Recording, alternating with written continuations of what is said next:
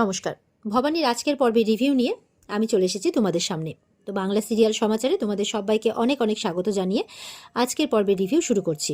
তো ভবানী বলছে রঘুরাজাকে অপরাধ নেবেন না, আপনি তো কখনো নাটোরকে ঝুঁকতে দেননি, নাটোর কখনো কারোর সামনে মাথা নত করেনি, তো আমি তো আপনারই স্নেহধন না, আপনার আপনার শিক্ষায় আমি শিক্ষিত হয়েছি, তাহলে আপনি আমাকে কেন আমার কাছ থেকে এরকম কিছু আশা করছেন? তো রঘুরাজা হাসছে ভবানীর কথা শুনে, ভালো লাগছে রঘুরাজার। আর তখন কিন্তু সত্য রানী ভবানীর নামে জয় জয়কার করছে। ভবানী বলছে আসুক ইংরেজরা, কি করবে করুক, আমি তাদের সামনে ঢাল হয়ে দাঁড়িয়ে থাকবো। এদিকে দেখা যাচ্ছে তারা তার বরকে নিয়ে ওই গেছো বাবার কাছে গেছে। তো বলছে যে এই আমার গেছো বাবার স্থান। তো রাঘব বলছে এটা পাণ্ডব বর্জিত এলাকা না? বলে হ্যাঁ, আসলে জঙ্গলের অনেক ভেতরে কিনা কেউ অত আসে না, কিন্তু এখানকার প্রত্যেক গাছপালা রাস্তাঘাট আমাকে চেনে। যেমন এই সামনের দিকে এগিয়ে গেলে একটা বুড়ো বট গাছ, আর একটু সামনের দিকে এগিয়ে গেলে বাঁদিকে মেঠো রাস্তা, আর ডান দিকে একটা মাঠ, আর ঠিক মাঝখানে আমার গেছো বাবার মূর্তি আর কি। তো বলছে সবার মাঝখানে তার গেছো বাবার স্থান আর কি। তো প্রণাম করছে, তার বরকেও প্রণাম করতে বলছে। তার বর মনে মনে বলছে যে এই সারল্য, এই ভক্তি, এই বিশ্বাস আস্তে আস্তে যেন আমার মনের মধ্যেও তৈরি হচ্ছে। আর তারার দিকে কিন্তু তাকিয়ে আছে, যে কোনো মালতীলতা হোক বা অন্য কোনো কেউ হোক, কারোর মধ্যে আমি এটা দেখতে পাইনি, তাই তারার দিকে সে আরও ভীষণভাবে আকর্ষিত হচ্ছে। ওদিকে তারা মনে মনে প্রণাম করছে, চোখ বন্ধ করে হলেও। তো তারা প্রণাম করছে আর মনে মনে বলছে যে আমি জানি গেছো বাবা যে উনি এখন আমার দিকেই চেয়ে আছেন, আমি লজ্জাতে ওনার দিকে তাকাতে পারছি না, কিন্তু এইটুকু ঠিক বুঝতে পারছি। এই বলে প্রণাম করে আর বলে যে চলুন এবার আমাদের মহলে ফিরতে হবে। এই বলে ওরা মহলে ফিরে যায়। এবার যেতে যেতে তারার পায়ে কাটা বিঁধে যায়। তো চিৎকার করে ওঠে। রাঘব বলছে কি হয়েছে কি হয়েছে? বলছে পায়ে মনে হয় কিছু ফুটেছে। বলে ঠিক আছে এখানে বসো তো বসো তো, আর দেখি পাখানা দাও। তখন বলছে না না ছি ছি, আপনি কেন পায়ে হাত দেবেন, আমার পাপ হবে। বলে চুপ করো, কিচ্ছু হবে না, স্বামীরা যদি তাদের স্ত্রীর পায়ে হাত দেয় তাহলে কোনো পাপ হয় না, বুঝেছো? এবার চুপ করে পাটা দাও, আর এখানে কে আছে তোমাকে দেখার আমি ছাড়া, তাই বলছে। তো এবার পা থেকে কিন্তু কাঁটাটা তুলে দেয়, আর তারা কিন্তু রাঘবের দিকে তাকিয়ে আছে। এদিকে যারা ভবানীর কাছে এসেছিল, গোড়া সাহেবের সেনারা আর কি, তারা গিয়ে ওখানে আছে দেবীপ্রসাদ আছে, ওকে গিয়ে সবটা বলছে যে কি করে অপমান করেছে।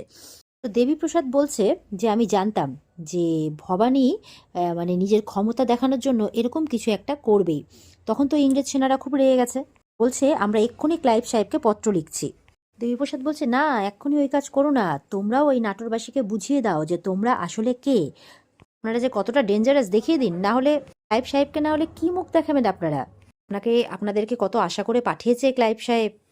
তো বলছে যে ক্লাইভ সাহেবের সেনারা এবার তো আঙ্গুল বাঁকাবে বৌঠান, এবার আপনি কি করবেন, আর মধ্যস্থতায় ফায়দা লুটবো আমি, তাই বলছে আপনার আদরের প্রসাদ ঠাকুরবো, এই বলছে আর হাসছে। আর মনে মনে ফোন দিয়ে আটছে, আর সেই ফোন দিতে এবার তাদেরকে বলবে ইংরেজ সেনাদেরকে আর কি। তখন দেবীপ্রসাদ বুদ্ধি দিচ্ছে, এক কাজ করো, আমি তোমাদের বলেছিলাম না যে নাটোর এখন বিধবাতে ভরে গেছে, তো তাদেরকে তুলে নিয়ে কলকাতাতে চলে আসো, দিয়ে আরও কিছু বুদ্ধি তাদেরকে বলে দেয়। আর তারা শুনে তো একদম খুশি হয়ে যায়। তখন বলছে একদম ঠিক বলেছো, এবার এটাই করব আমরা, তাই বলছে। আর এদিকে দেখা যাচ্ছে ভবানী আর সত্য কথা বলছে। তো সত্য বলছে এবার তো ওরা খুব ক্ষিপ্ত হয়ে যাবে। তো বলছে যে তাহলে তুমি কি বলছো, তাহলে তুমিও কি বলছো যে আমরা তাদের সাথে লড়াই করাটা ঠিক হয়নি? ভবানী বলছে তাহলে কি আমাদের সন্ধি করা উচিত ছিল? বলছে যারা বিধবাদের তুলে নিয়ে যায়, তাদের বিরুদ্ধে তাদের উপরেও লোভ লালসা দেখায়, গরিবের উপর অত্যাচার করে, তাদের সাথে যাই করা যাক না কেন, কর চাপিয়ে দেয় বেশি বেশি করে, আর অত্যাচার করে কর না দিলে, তাদের সাথে আর যাই হোক সন্ধি হতে পারে না। সত্যের বউ বলছে ছোট মুখে বড় কথা বলছি, তো নাটোরে বিধবাদের সংখ্যা কিন্তু অনেকটাই বেড়েছে, আস্তে আস্তে আরও বাড়ছে, তাও কিন্তু সেটা অল্প বয়সী বিধবারা। ওই যে আপনার মনে আছে আপনি যে একজন বিধবাকে বাঁচিয়েছিলেন? তখন বলছে হ্যাঁ, নবাবের কাছ থেকে, তার বয়স বড় অল্প, পরে শুনেছি তার স্বামী নাকি চাষি ছিল, তো নবাব তো তাই করেছে, এই দুর্বল চাষিদেরকেই তুলে নিয়ে গেছে, এই চাষিদেরকেই তুলে নিয়ে গেছে আর কি ইংরেজদের বিরুদ্ধে যুদ্ধ করার জন্যে।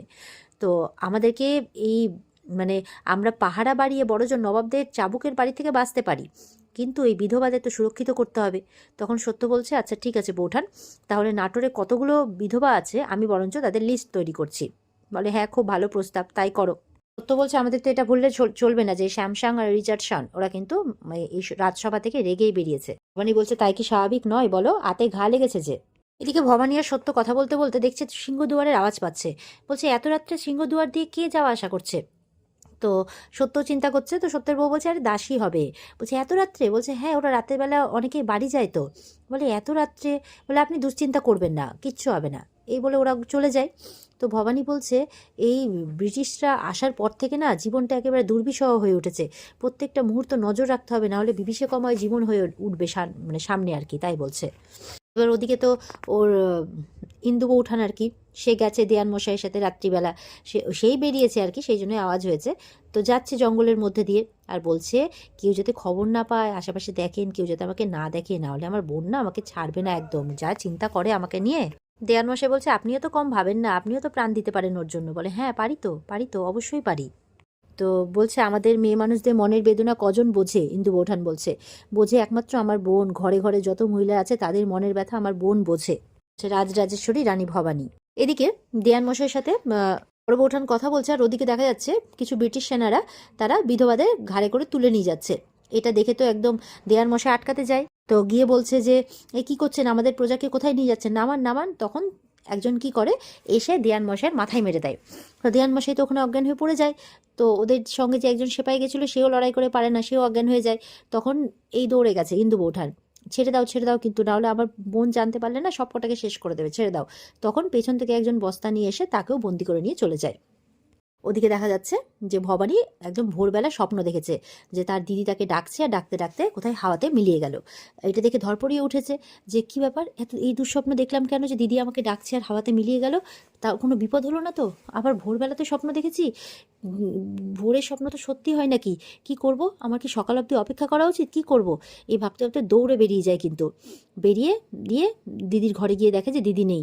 তখন তো চিন্তায় পড়ে গেছে, তখন মেয়েদের কাছে খবর নিচ্ছে দাসদাসীর কাছে যে কোথায় গেছে। তো দাসীকে এবার জিজ্ঞাসা করছে যে বৌঠানকে কোথাও দেখেছো কিনা। তখন বলছে যে না, বৌঠানকে তো কোথাও দেখিনি, তবে বৌঠান বলছিল যে কাল একবার বেরোবে, কিন্তু আজকে কোথায় গেছে তা তো জানি না। তখন বলছে ভবানী কিন্তু কাঁদতে শুরু করে দিয়েছে, বলছে আচ্ছা যাও, যদি কোথাও দেখতে পাও বৌঠানকে বলবে যে ভবানী খুঁজছে, মানে রাজরানী খুঁজছে। বলে আচ্ছা ঠিক আছে। এই বলে তো দাসী চলে যায়। ওদিকে দেখা যাচ্ছে দেয়ান মশাইয়ের জ্ঞান ফিরেছে, সকাল হয়ে গেছে, জ্ঞান ফিরেছে। ফিরে তার মাথাটা তো কেমন একটা করছে, পাশে দেখছে তাদের যে পাইক সে অজ্ঞান হয়ে আছে, আর ইন্দু বউকে কোথাও দেখতে পাচ্ছে না। এবার তো মনে মনে ভয় পেয়ে গেছে, রাতের ঘটনাটার কথা মনে পড়েছে যে তাহলে কি ইন্দু বৌঠানকে ওই সোনারা, গোরা সেনারা নিয়ে চলে গেল? ওরা যেভাবে ক্ষিপ্ত হয়ে উঠেছে, না আমাকে এক্ষুনি রাজারানীকে খবর দিতে হবে, এমনটা ভাবছে, আর রাজারানীর কাছে দৌড়োয়। আর এদিকে ভবানীর তো খুব বুক কাঁপছে, মনটা আনচান আনচান করছে। বলছে তুমি কোথায় চলে গেছো দিদি, আমাকে না বলে তুমি কোথায় গেলে, আমার মনটা যে বড় আনচান আনচান করছে, সে এমন বিশ্রী একখানা স্বপ্নও যে আমি কেন দেখলাম, তুমি ঠিক আছো তো দিদি, তাই ভাবছে মনে মনে। আর এখানেই কিন্তু আজকের পর্ব শেষ হয়ে যায়। তো এই ছিল আজকের পর্বের রিভিউ। যদি ভালো লেগে থাকে তাহলে কিন্তু পর্বকে লাইক কমেন্ট করে জানাতে ভুলবে না, আর আমাদের সাথে জুড়তে চ্যানেলকে সাবস্ক্রাইব করতে ভুলবে না। দেখা হচ্ছে তোমাদের সাথে আগামীকালকে। সবাই খুব ভালো থাকবে, আর পর্বের বিস্তারিতের জন্য অবশ্যই স্টার জলসার পর্দা রয়েছে। টাটা।